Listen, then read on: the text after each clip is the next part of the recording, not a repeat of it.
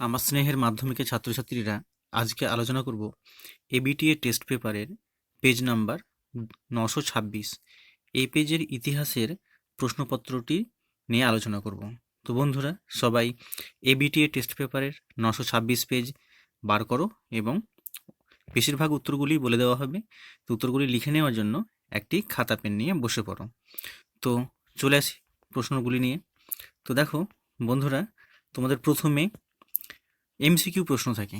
তো এমসিকিউ প্রশ্নের উত্তরগুলি এবছর এবিটিএ টেস্ট পেপারের পিছনের দিকে সবগুলোই উত্তর করে দেওয়া আছে, তাই সময় নষ্ট না করে যেগুলি করে দেওয়া নাই এবং যেগুলি খুব গুরুত্বপূর্ণ সেগুলি নিয়ে আলোচনা করি। তো দেখো বন্ধুরা, প্রথম প্রশ্ন হচ্ছে যে বাংলা চলচ্চিত্রের জনক কাকে বলা হয়। তো দেখো, এখানে প্রায় ছাত্রছাত্রীরা ভুল করে আসবে, অনেকে দাদা সাহেব ফালকে লিখে চলে আসবে, কিন্তু এর সঠিক উত্তর হচ্ছে হীরালাল সেন। তাহলে বাংলা চলচ্চিত্রের জনক হচ্ছেন হীরালাল সেন। কে রামমোহন রায়কে রাজা উপাধি দেন? মুঘল সম্রাট দ্বিতীয় আকবর রামমোহন রায়কে রাজা উপাধি দেন। সরকারি নথিপত্রে কোন বিদ্রোহকে হিন্দুস্থানের যাযাবরদের বিদ্রোহ বলে অভিহিত করা হয়েছে? তাহলে সন্ন্যাসী ফকির বিদ্রোহকে হিন্দুস্থানের যাযাবরদের বিদ্রোহ বলে অভিহিত করা হয়েছে। দেখো, পুনা সার্বজনীন সভা কবে প্রতিষ্ঠিত হয়? দেখো, 1870 খ্রিস্টাব্দে পুনা সার্বজনীন সভা প্রতিষ্ঠিত হয় এবং এর প্রতিষ্ঠাতা হলেন মহাদেব গোবিন্দ রানাডে। চলে আসি ঠিক ভুল নির্ণয় করো উত্তর প্রশ্নগুলি নিয়ে। তা দেখো, বিশ্বভারতী কেন্দ্রীয় বিদ্যালয়ে উন্নত হয় 1951 খ্রিস্টাব্দে। তো রবীন্দ্রনাথ ঠাকুর বিশ্বভারতী স্থাপন করেছিলেন 1921 সালে এবং এটি উন্নত হয়, অর্থাৎ কেন্দ্রীয় বিশ্ববিদ্যালয়ে রূপান্তরিত হয় 1951 সালে। এটা ঠিক। ভারত ছাড়ো আন্দোলনকে বামপন্থীরা বিরোধিতা করেন, এটা ভুল। চলে আসি, সূর্য সেনের নেতৃত্বে গড়ে ওঠে বেঙ্গল ভলেন্টিয়ার দল। তো এটা কি হবে? এটা ভুল। 1928 সালে সুভাষচন্দ্র বসুর নেতৃত্বে বেঙ্গল ভলেন্টিয়ার দল গঠিত হয়, তাহলে সূর্য সেন, এটা ভুল হবে। দেশীয় রাজ্যগুলির ভারতভুক্তিকরণে সর্বাধিক কৃতিত্ব ছিল সর্দার বল্লভভাই প্যাটেল। এটা একবারই চিরসত্য, কারণ তৎকালীন স্বরাষ্ট্রমন্ত্রী সর্দার বল্লভভাই প্যাটেলের নেতৃত্বেই কিন্তু বেশিরভাগ অঙ্গরাজ্যগুলি আমাদের ভারত ভুক্তির দলিলে সই করে। চলে আসে স্তম্ভ মেলাও। তো এখানে দেখো, একটু আমাকে গন্ডগোল লাগলো আজকে, যে নীল বিদ্রোহ হয় 1859 খ্রিস্টাব্দে, এটা ঠিক আছে। ভারত সভা গঠিত হয় 1876 খ্রিস্টাব্দে, এটাও ঠিক আছে। কিন্তু ফ্লাউড কমিশন এটা 1938 খ্রিস্টাব্দে গঠিত হয়, কিন্তু এখানে 1938 খ্রিস্টাব্দ কোথাও নাই।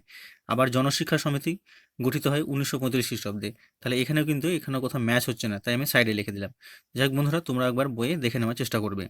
তো নীল বিদ্রোহ আর ভারত সভা এ দুটি ম্যাচ করেছে, আর বাদবাকি ফ্লাউড কমিশন হচ্ছে 1938 খ্রিস্টাব্দে এবং জনশিক্ষা সমিতি কমিশন হচ্ছে 1935 খ্রিস্টাব্দে। চলে আসি পরের প্রশ্নগুলিতে। দেখো, ভারতবর্ষের উপবিভাগ 2.4 আছে ভারতবর্ষের রেখা মানচিত্রে নিম্নলিখিত স্থানগুলি চিহ্নিত করো। তো বন্ধুরা, ভারতবর্ষের রেখা মানচিত্র দেবে একটা এবং এইগুলি চিহ্নিত করতে হবে। দেখো, এখানে কি কি আছে? জামশেদপুর লৌহ ইস্পাত কারখানা, বঙ্গভঙ্গের সময় ভারতীয় রাজধানী কোথায় ছিল, মুন্ডা বিদ্রোহের কেন্দ্রস্থল, ভারতের জাতীয় কংগ্রেসের প্রতিষ্ঠা কেন্দ্র। তো বন্ধুরা, আমার ইউটিউব চ্যানেলে একটি 2024 সালের ইতিহাসের ম্যাপ পয়েন্টিংয়ের সাজেশন দেওয়া আছে। তো বন্ধুরা, তোমরা আমার ইউটিউব চ্যানেলে গিয়ে দেখতে পারো, অথবা আমি ডেসক্রিপশন বক্সে লিঙ্কটা দিয়ে দেবো, তোমরা অবশ্যই দেখে নেবে। যেগুলো 2024 সালে পড়ার সম্ভাবনা খুবই প্রবণ এবং ওর বাইরে আর প্রশ্ন হয় না, তোমরা অবশ্যই দেখবে, আমি ডেসক্রিপশনে লিঙ্কটি দিয়ে দেবো। তো চলে যাই পরে বন্ধুরা। দেখো, নিম্নলিখিত বিবৃতিগুলির সঙ্গে সঠিক ব্যাখ্যাটি নির্ণয় করো। তাহলে প্রথমে 1 নম্বরটা দেখো, 1950-এর পূর্বে নারী ইতিহাস চর্চা ছিল সংকীর্ণ গণ্ডিতে আবদ্ধ। তো ব্যাখ্যাগুলি পড়ে দেখি। ব্যাখ্যা দেখো, নারী ইতিহাস চর্চার বিষয়বস্তু ছিল কেবলমাত্র সামাজিক ও রাজনৈতিক আন্দোলনে নারীদের ভূমিকা, এটা হবে না। নারী শিক্ষার চর্চার পদ্ধতি ছিল ভ্রান্ত, এটা তো অবশ্যই হবে না। 20 শতকের দ্বিতীয়ার্ধ থেকে প্রথাসিদ্ধ পদ্ধতিতে নারী ইতিহাস চর্চা শুরু হয়, তো এটাই হবে 3 নম্বর ব্যাখ্যাটি হবে। 20 শতকের দ্বিতীয়ার্ধে থেকে প্রথাসিদ্ধ পদ্ধতিতে নারী ইতিহাস চর্চা শুরু হয়েছে, ঠিক আছে। চলে আসি 2-এরটা। দেখো, বিবৃতি কি আছে? 20 শতকে ভারতে প্রাথমিক শিক্ষা অবহেলিত হয়ে পড়ে। তার ব্যাখ্যা 1 নম্বর দেখো, প্রাথমিক শিক্ষা অবৈতনিক ছিল না। 2 নম্বর হচ্ছে উপনিবেশিক শিক্ষার প্রতি অধিক গুরুত্ব আরোপ করা হয়েছিল এবং প্রাথমিক বিদ্যালয়গুলিতে শিক্ষকের অভাব ছিল। তাহলে এটা কি হবে? দেখো, উপনিবেশিক শিক্ষার প্রতি অধিক গুরুত্ব আরোপ করা হয়েছিল, তাই 20 শতকে ভারতে প্রাথমিক শিক্ষা অবহেলিত হয়ে পড়েছিল। তাহলে কোন ব্যাখ্যাটা ঠিক হবে? দ্বিতীয় নম্বর ব্যাখ্যাটা ঠিক হবে। তৃতীয় বিবৃতি চলে আসি, জাতীয় কংগ্রেস শ্রমিক আন্দোলনকে ততটা গুরুত্ব দেয়নি। কেন দেয়নি? দেখো, ব্যাখ্যা 1 নম্বর হচ্ছে কংগ্রেসের কাছে শ্রমিক স্বার্থ অপেক্ষা শ্রেণীসমূহের স্বার্থ অধিক গুরুত্বপূর্ণ ছিল।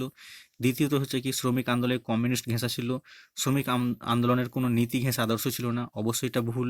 তাহলে কি হবে? প্রথম ব্যাখ্যাটি, অর্থাৎ কংগ্রেসের কাছে শ্রমিক স্বার্থ অপেক্ষা শ্রেণীসমূহের স্বার্থ অধিক গুরুত্বপূর্ণ ছিল, এই ব্যাখ্যাটি সঠিক। চলে আসি পরের প্রশ্ন বিবৃতিতে।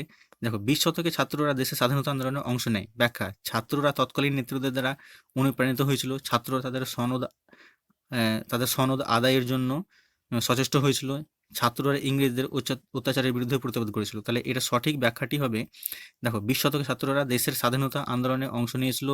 এর সঠিক ব্যাখ্যাটি হবে 1 নম্বর ব্যাখ্যাটি, ছাত্ররা তৎকালীন নেতৃত্বদের দ্বারা অনুপ্রাণিত হয়েছিল।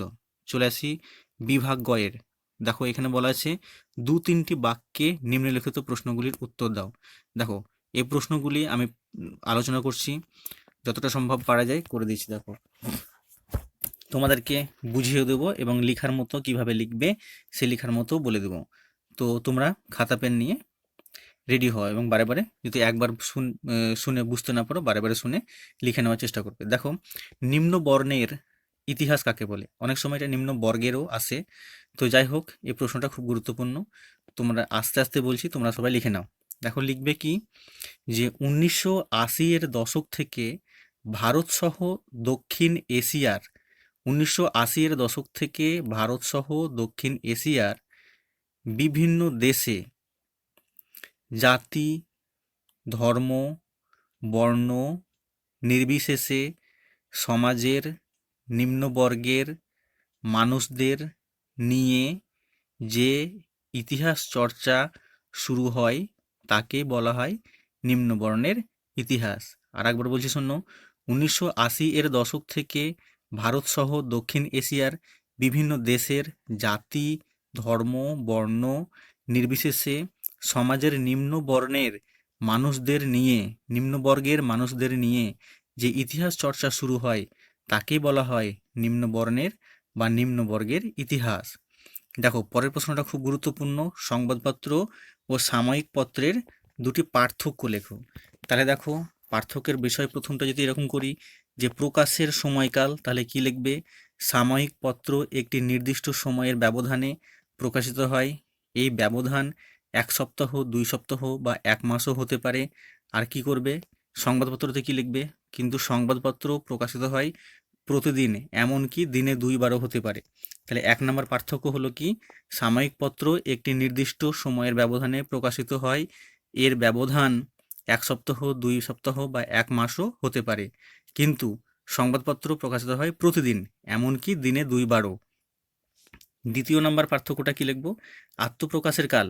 দেখো, সাময়িক পত্রের আবির্ভাব ঘটে অষ্টাদশ শতকে। তাহলে কি হচ্ছে? সাময়িক পত্রের আবির্ভাব ঘটে অষ্টাদশ শতকে, কিন্তু রোমান সম্রাট জুলিয়াস সিজারের সময় থেকেই কিন্তু সংবাদপত্রের আত্মপ্রকাশ ঘটে বলে মনে করা হয়। তাহলে কি লিখব? আত্মপ্রকাশ বিষয়বস্তু। তাহলে কি হবে?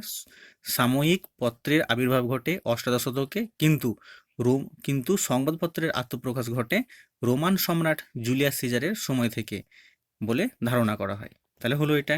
তাহলে পরের প্রশ্ন দেখো, বাংলার নবজাগরণের সীমাবদ্ধতা কি ছিল? না, পরের প্রশ্ন দেখি, গ্রামবার্তা প্রকাশিকা কেন ব্যতিক্রমী পত্রিকা ছিল? এই দেখো, এই প্রশ্নটা কিন্তু খুব ইম্পর্টেন্ট প্রশ্ন। দেখো, হরিনাথ মজুমদারের গ্রামবার্তা প্রকাশিকা পত্রিকার সম্পাদক ছিল, তোমরা সবাই জানো। দেখো, এই পত্রিকাটি একটি ব্যতিক্রমী পত্রিকা বলা হয় কেন? কি লিখবে? দেখো, সব পত্রিকাগুলি কিন্তু অন্যান্য শহর এবং কলকাতা এবং অন্যান্য শহর থেকে প্রকাশিত হতো, আর এই সব পত্রিকাগুলিতে মধ্যবিত্ত ও উচ্চবিত্ত শ্রেণীর খবর থাকতো। তাহলে কি হলো? গ্রামবার্তা প্রকাশিকা পত্রিকা ব্যতীত অন্যান্য পত্রিকাগুলো। তাহলে লেখার মতো কি লিখবে? যদি লিখতে হয় তো লিখবে যে গ্রামবার্তা প্রকাশিকা পত্রিকা অন্যান্য পত্রিকা থেকে পৃথক ছিল এই কারণেই যে অন্যান্য পত্রিকাগুলি কলকাতা অথবা অন্যান্য শহর থেকে প্রকাশিত হতো, আর এই পত্রিকাগুলিতে মধ্যবিত্ত উচ্চবিত্ত শ্রেণীর মানুষের খবর থাকতো। কিন্তু এই গ্রাম বার্তা প্রকাশিকা পত্রিকায় কৃষকের পরিবারের কথা, গ্রামের মানুষের উপর জমিদার মহাজনদের ও নীলকর সাহেবদের অত্যাচার ও শোষণের কথা ও নারীদের মধ্যে শিক্ষার প্রসার ও তাদের উন্নতির জন্য নানা রকম পদ্ধতি এবং চিন্তাভাবনা প্রকাশ করা হতো। তাই এই গ্রাম বার্তা প্রকাশিকা পত্রিকাটি অন্যান্য পত্রিকা থেকে পৃথক। তাহলে কি লিখবে? যে আরেকবার বলছি, দেখো শুনে নাও, যে গ্রাম বার্তা প্রকাশিকা পত্রিকাটি অন্যান্য পত্রিকা থেকে পৃথক ছিল এই কারণেই যে অন্যান্য পত্রিকাগুলি সমকালীন সময়ে কলকাতা ও অন্যান্য শহর থেকে প্রকাশিত হতো এবং এই পত্রিকাগুলিতে কি হতো, যে উচ্চবিত্ত মধ্যবিত্ত শ্রেণীর খবর থাকতো। কিন্তু গ্রাম বার্তা প্রকাশিকা পত্রিকায় কি হতো না, তো গ্রামের সাধারণ কৃষকের পরিবারের কথা প্রকাশ করা হতো, গ্রামের মানুষের উপর জমিদার মহাজন ও নীলকর সাহেবদের শোষণ ও অত্যাচারের কথা প্রকাশ করা হতো এবং নারীদের মধ্যে শিক্ষার প্রসার ও তাদের উন্নতির জন্য এই পত্রিকা সচেষ্ট ছিল। তো বন্ধুরা, পরের প্রশ্নটা চলে আসি। দেখো, বাংলায় নবজাগরণ, আচ্ছা এটা হলো গ্রাম বার্তা প্রকাশিকা পত্রিকা ব্যতিক্রমী ছিল কেন? দেখো, বাংলার নবজাগরণ সীমাবদ্ধ ছিল কেন? দেখো, বাংলার নবজাগরণ সীমাবদ্ধ ছিল কেন, এটাও কিন্তু খুব গুরুত্বপূর্ণ। তাহলে লিখার মতন আমি একবারে বলে দিচ্ছি, তাহলে ভিডিওটা লেন্থি হবে না। তো দেখো, লিখবে কি, বাংলার নবজাগরণ কেবলমাত্র উচ্চবৃত্ত হিন্দু সম্প্রদায়ের মধ্যেই সীমাবদ্ধ ছিল। সমাজের নিম্নবৃত্ত, নিচু শ্রেণীর ও শ্রমিক শ্রেণীর মানুষের মধ্যে এর বিস্তার লক্ষ্য করা যায়নি। তাই তাই এই উচ্চবৃত্ত মানুষের মধ্যেই কিন্তু এই আন্দোলন সীমাবদ্ধ ছিল। দেখো, হাউ হাই ও ইয়াহি, হাই ও হাই ও আহি, দেখো উচ্চারণটাই মুখ দিয়ে ভালো করে বার হচ্ছে না, তো যাই হোক, হাই ও আহি ব্যবস্থা কি? তোমরা সবাই সাঁওতাল বিদ্রোহ পড়েছো, কিন্তু সাঁওতাল বিদ্রোহের মধ্যে এখানে আছে হাই ও আহি ব্যবস্থা কি। তো দেখো, আমি উত্তরটা বলে দিচ্ছি, অনেকে হয়তো পাবে না বইয়ে। তো উত্তরটা হচ্ছে, দেখো, কৃষকরা অর্থাৎ সাঁওতাল কৃষকরা মহাজনদের কাছ থেকে ঋণ নিলে, বুঝতে পারছো? তাহলে কি, সাঁওতাল কৃষকরা মহাজনদের কাছ থেকে যদি ঋণ নিত, তাহলে ঋণগ্রাহিতাকে মহাজনদের জমিতে বিনা পারিশ্রমিকে লাঙল দিতে হতো, আর তার ঋণের 33% সুদসহ ঋণ শোধ করতে হতো। এই ব্যবস্থাকে বলা হতো হাই ও আহি ব্যবস্থা। তাহলে আরেকবার বলে দিচ্ছি, মহাজনদের কাছ থেকে ঋণ নিলে ঋণগ্রাহিতাকে মহাজনদের জমিতে বিনা পারিশ্রমিকে লাঙল দিতে হবে এবং 33% সুদসহ তাকে ঋণ পরিশোধ করতে হবে। এই ব্যবস্থা ছিল হাই ও ইয়াহি ব্যবস্থা। দেখো, পরের প্রশ্নটা কি আছে, পাগলাপন্থী বিদ্রোহ কাকে বলা হয়? তো বন্ধুরা, পাগলাপন্থীদের বিদ্রোহ কাকে বলা হয় এটা প্রত্যেকে পেয়ে যাবে বইয়ে, তাই আমি আর বেশি করে বলতে যাচ্ছি না। ভারতের প্রথম গভর্নর জেনারেল কে ছিল এবং বাংলার প্রথম গভর্নর জেনারেল কে ছিল? দেখো, ভারতের প্রথম গভর্নর জেনারেল ছিল লর্ড উইলিয়াম বেন্টিং এবং বাংলার প্রথম গভর্নর জেনারেল ছিলেন লর্ড ওয়ারেন হেস্টিংস। ঠিক আছে, পাগলাপন্থীদের বিদ্রোহ, বন্ধুরা তোমরা একটু বই খোলো, পড়াশোনা করো, বই থেকে, টেক্সট বই থেকে উত্তরটা লিখবে। দেখো, ভারত সভার লক্ষ্য কী ছিল? এই প্রশ্নটা খুব গুরুত্বপূর্ণ। বটতলা বটতলা প্রকাশনা কি? বটতলা প্রকাশনা কি? আচ্ছা, ওই ছাপা বিপ্লব যেটা আছে সেই বিপ্লব থেকে পেয়ে যাবে। গঙ্গাকেশর ভট্টাচার্য কেন বিখ্যাত? তাম্রলিপ্ত সরকার কি? তেভাগা আন্দোলন কি? অলিন্দ যুদ্ধ কি? এগুলো সবাই তোমরা কিন্তু টেক্সট বই থেকে করে নেওয়ার চেষ্টা করবে। দেখো, সাম্প্রদায়িক মাঠগড়া কি? এ দুটো তোমরা পারবে। দেখো, দেশীয় রাজ্য বলতে কি বোঝায়? এই দেশীয় রাজ্যগুলো কিন্তু খুব ইম্পর্টেন্ট, এগুলো তোমরা নিজে নিজে করার চেষ্টা করো। একটু বই খুঁজো, একটু খাটো, দেখবে একটা প্রশ্ন বার করতে গিয়ে আরও অনেক প্রশ্ন পেয়ে যাবে, তোমাদের সুবিধা হবে। দেখো, রাজ্য পুনর্গঠন কমিশনের দুজন সদস্যের নাম, এটা আমি বলে দিছি। রাজ্য পুনর্গঠন কমিশনের দুজন নাম হচ্ছে, একজন হলেন H.N. কুনরুজ এবং K.M. পানিক্কর। H.N. কয়সু দন্তান্ন বর্গীজ রয়সু, কুঞ্জরু কয়সু দন্তান্ন বর্গীজ রয়সু, এবং আরেকটি হচ্ছে K.M. পানিক্কর, একাদন্ত নয়সী কর পানিক্কর। তো চলে আসি, এই পেজের দেখো, এই পেজে এখানে প্রশ্নটি ছিল যে যে কোনো 7-8টি বাক্যে যে কোনো প্রশ্নের উত্তর দাও। প্রতিটি দেখো যে 6 নম্বর প্রশ্নগুলি আছে, তো নতুন সামাজিক ইতিহাসের প্রেক্ষাপট আলোচনা করো। তো নতুন সামাজিক ইতিহাসের প্রেক্ষাপট আলোচনা করো, এই প্রশ্নটাও করে রাখতে পারো। পরের প্রশ্নগুলো দেখি কেমন আছে। দেখো, ইতিহাসের তথ্য সংগ্রহে ইন্টারনেট ব্যবহারের সুবিধা অসুবিধা খুব গুরুত্বপূর্ণ প্রশ্ন, তোমরা করে রাখতে পারো। মহারানী ঘোষণাপত্রের সুপারিশগুলি আলোচনা করো, এই প্রশ্নটাও খুব গুরুত্বপূর্ণ। হিন্দু মেলার উদ্দেশ্য ও কার্যাবলী, হিন্দু মেলাটা অবশ্যই টিকা হিসেবে করে রাখবে। অসহযোগ আন্দোলন পর্বে কৃষক শ্রমিক আন্দোলনের পরিচয়, খুব ইম্পর্ট্যান্ট প্রশ্ন, এটা অবশ্যই করে রাখবে। এক আন্দোলন, এটিও খুব গুরুত্বপূর্ণ। বেঙ্গল ভলেন্টিয়ার্স দলের উদ্দেশ্য ও কার্যাবলী, এটিও খুব গুরুত্বপূর্ণ। দলিত শ্রেণীর ইতিহাস নিয়ে গান্ধীজি ও আম্বেদকরের বিতর্ক, এই প্রশ্নটা 1020 এর পরে যে পেজটা আছে, এই পেজটাতে কিন্তু এই প্রশ্নটা দেওয়া আছে। তো চলে আসি 8 নম্বরে যে প্রশ্নগুলি পড়বে এই 2024 সালে, এই পেজের সেগুলির মধ্যে কোনটি গুরুত্বপূর্ণ। দেখো, নীল বিদ্রোহের কারণ ও বৈশিষ্ট্য বা কারণ ও ফলাফল আলোচনা করো, এই প্রশ্নটা করে আসবে। জাতীয়তাবোধের বিকাশে বর্তমান ভারত ও গোড়া উপন্যাসের ভূমিকা আলোচনা করো। টেস্ট পেপারে প্রায় প্রশ্নটা দেখতে পাচ্ছি, করে রাখতে পারো। আর বাংলা নমঃশূদ্র আন্দোলনের উদ্ভব ও বিকাশের আলোচনা করো, এই প্রশ্নটিও কিন্তু খুব গুরুত্বপূর্ণ বন্ধুরা। তো প্রায় মোটামুটি সব প্রশ্ন আমি বলে দেওয়ার চেষ্টা করলাম, এবং এই যে 4 নম্বর এবং 8 নম্বর প্রশ্নগুলি তো বলে দেওয়া সম্ভব নয়। তো তোমরা আশা করি স্যারদের কাছ থেকে বা অন্যান্য বই থেকে চেষ্টা করবে। তো আমার ভিডিওটা আজকে এই পর্যন্তই। তোমাদের যদি ভালো লাগে, উপকার মনে হয়, তো পেজটা সাবস্ক্রাইব অবশ্যই করবে।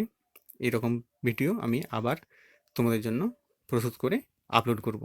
তো বন্ধুরা, সবারই পরীক্ষা ভালো হোক, এই কামনা করেই আজকে ভিডিওটি শেষ করছি। ধন্যবাদ বন্ধুরা, ভালো থাকবে সবাই।